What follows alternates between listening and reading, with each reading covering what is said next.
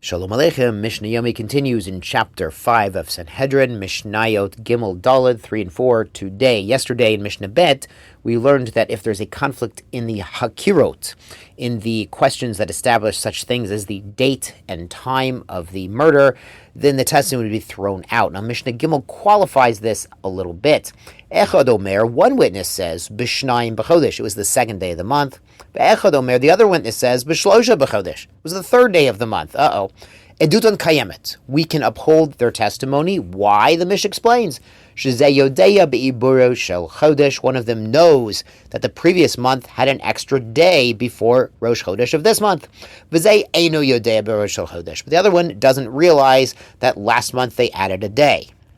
Now, this teaching obviously applies during the time that we learned about way back in Masechet Rosh Hashanah, about 2 years ago, that they would sanctify the new month by the basis of witness testimony to seeing the new moon.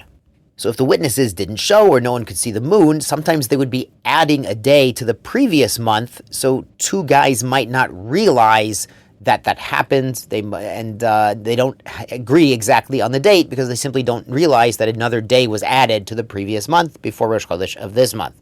But Echad Omer b'Shlosha, one says it was the third day of the month. Echad Omer b'Chamisha, the one says it was the fifth day of the month. Edutan Batela, a 2-day gap. Obviously, something is very wrong. You can't excuse this by saying they didn't realize that it wasn't Rosh Chodesh yet, and there was an extra day of last month. Now the Mishnah turns to a similar situation by hours. Echad Omer b'shtei shaot, one says the murder took place 2 hours into the day. Echad Omer b'shalosh shaot, edutan kayemet. The other one says it was 3 hours into the day.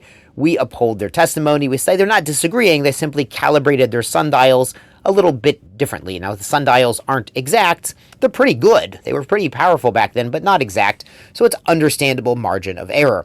But Echad Omer b'shalosh, one says 3 hours into the day. Echad Omer b'chamesh, the other one says 5 hours into the day. Edutan betela. That's too big of a gap. Rabbi Yehuda Omer kayemet. Rabbi Yehuda says, you know what? I would accept that. People do make mistakes with the sundials or just by looking at the shadows in the sun and approximating. They could make a mistake up to 2 hours. It's understandable. But the Mishnah adds, Echad Omer b'chamesh. One says the murder took place 5 hours into the day. Now that's a little bit before noon, a little bit before lunchtime. Echad Omer b'sheva. The other one says it was 7 hours into the day, so that's already an hour after midday. Edutan betela. We throw out their testimony. Sheb'chamesh, because in the 5th hour of the morning, chama b'mizrach. The sun is in the east half of the sky. Ubesheva, in the 7th hour of the day, it's already the afternoon. Chama b'marav. The sun is already in the west side of the sky. No one's going to make that mistake.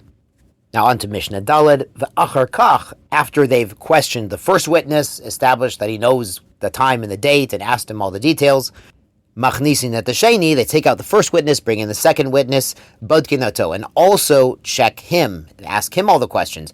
Im nimtzu divrayim mechovanim, if their words are in alignment, potchin b'zchut, we open the deliberations, the judges start discussing and arguing and advancing arguments in favor of acquitting the defendant. But who can present arguments during the deliberation? Amar echad min ha'edim, if one of the witnesses says, Yesh li lamed alav zechut, I have an argument in favor of acquitting him, and kal v'chomer, of course, if he wanted to convict him, or echad min talmidim, one of the students, remember the 3 rows of students sitting in front of the regular ordained judges, he says, Yesh li lamed alav chova, I have an argument to convict, mishat kenoto, we silence him, we do not accept arguments from the witnesses, either for zechut or chova, and we only accept arguments from the talmidim only for zechut and not for chova.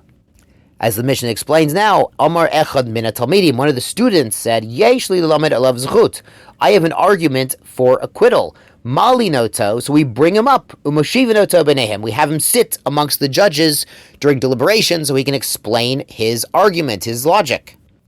V'lo haya yored misham kol hayam kulo, and once he's among the judges, he doesn't have to go back down and sit on the floor for the whole day. Im yesh mamash b'dvarav, if there's something substantial to his logic, shomin lo, so the judges listen to him and they discuss his arguments, his reasoning.